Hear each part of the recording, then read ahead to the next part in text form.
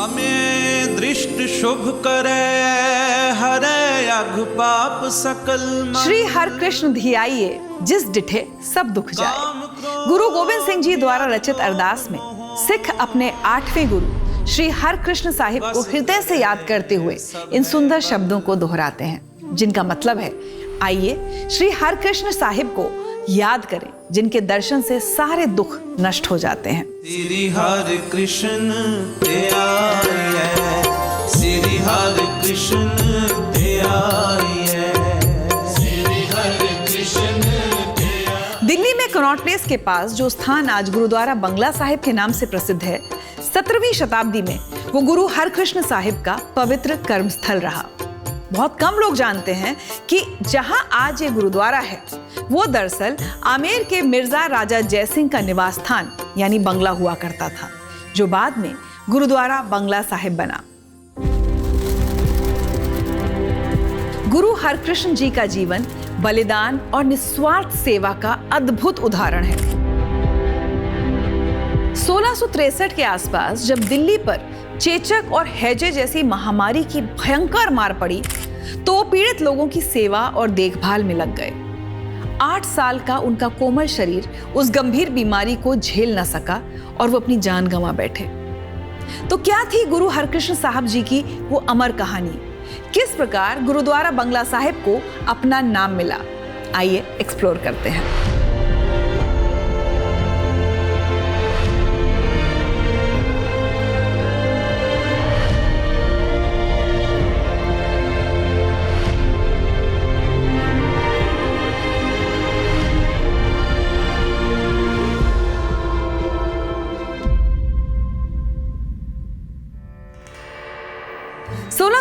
में 8वें सिख गुरु श्री हरकृष्ण साहिब को औरंगजेब द्वारा दिल्ली बुलवाया गया।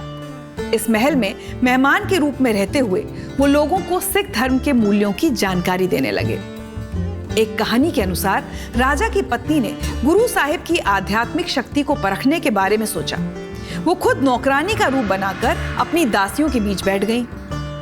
गुरु साहिब ने रानी को फौरन पहचान लिया और उनकी गोद में जाकर बैठ गए। सिर्फ 8 साल की आयु में उन्होंने अपने गुरु होने का प्रमाण दे दिया।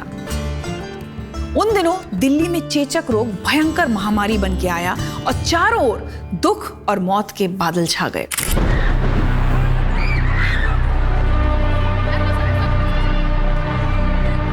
गुरु हरकृष्ण जी अपना ज्यादातर समय बीमारों की देखभाल करने, उन्हें खाना खिलाने और वस्त्र पहनाने में बिताते थे।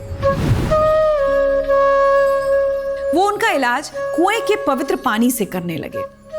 वो अपने पैरों को कुएं के पानी में डुबोकर बैठ जाते थे और माना जाने लगा कि ऐसा करने से उस पानी में दवा के सारे गुण आ गए। उस क्षेत्र के मुसलमान उनकी सेवा से इतने प्रभावित हुए कि उन्हें बाला पीर यानी बाल पैगंबर का नाम दे दिया।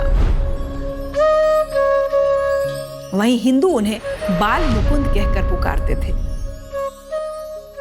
उनकी निस्वार्थ सेवा और चमत्कारी कर्म इतने विशाल थे कि औरंगजेब में तो उनका सामना करने की हिम्मत ही नहीं थी। बीमारों की देखभाल करते करते गुरु साहिब स्वयं तेज बुखार की चपेट में आ गए। इस वजह से उनकी मां माता सुलखनी जी के दुख की कोई सीमा नहीं रही। पर पुत्र ने उन्हें तसल्ली देते हुए कहा, जिसने भी इस शरीर को धारण किया है उसे कष्ट और बीमारी से गुजरना ही होगा। जो लिखा गया है वो अटल है। गुरु नानक ने यही तो सिखाया है, जो कुछ भी होता है उनके आदेश से होता है। व्यक्ति को उनके हुक्म अनुसार ही चलना चाहिए। गुरुजी चेचक के वार को ना सह सके और 16 अप्रैल 1664 को 8 साल की छोटी सी उम्र में उनका स्वर्गवास हो गया।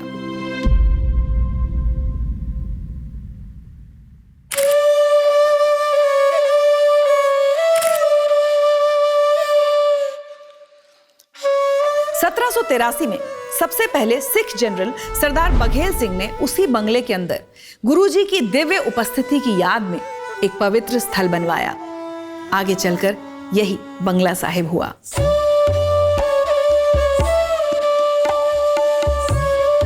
बंगला साहिब सफेद संगमरमर का बना है, जिसके बीचों बीच एक भव्य सुनहरा गुंबद है। दीवारों पर शुद्ध सोने की खूबसूरत नक्काशी से धार्मिक चिन्ह बने हैं और वो कुआं है जिसका पानी अपने इलाज के गुणों के लिए जाना जाता है। उसी के ऊपर सरदार बघेल सिंह द्वारा एक छोटा सा सरोवर बनवा दिया गया था। मान्यता है कि इस सरोवर का पानी इतना चमत्कारी है कि इसमें स्नान करने से लोगों के सारे कष्ट, रोग और पाप दूर हो जाते हैं।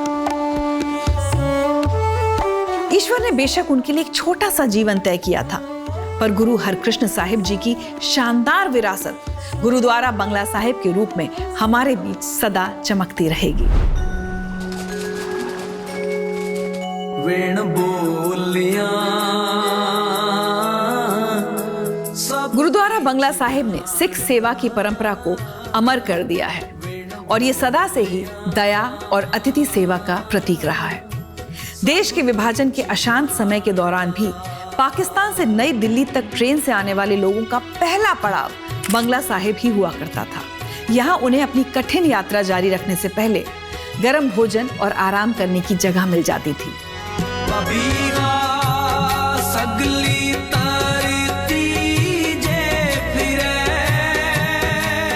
गुरुद्वारा बंगला साहिब के लंगर ने हर दिन 50,000 से 75,000 लोगों को अथक सेवा दी ताकि कोई भी भूखा ना रहे।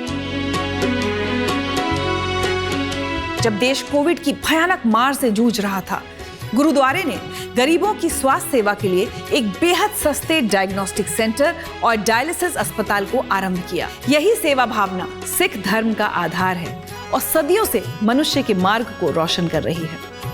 कबीर जी का ये सुंदर दोहा गुरु जी के उस बलिदान का प्रतीक है जिसने आज तक उस सेवा भावना को जीवित रखा है। कबीर मरता मरता जग मुआ, मर भी न जाने कोय, ऐसी मरनी जो मरे बहुर न मरना होए।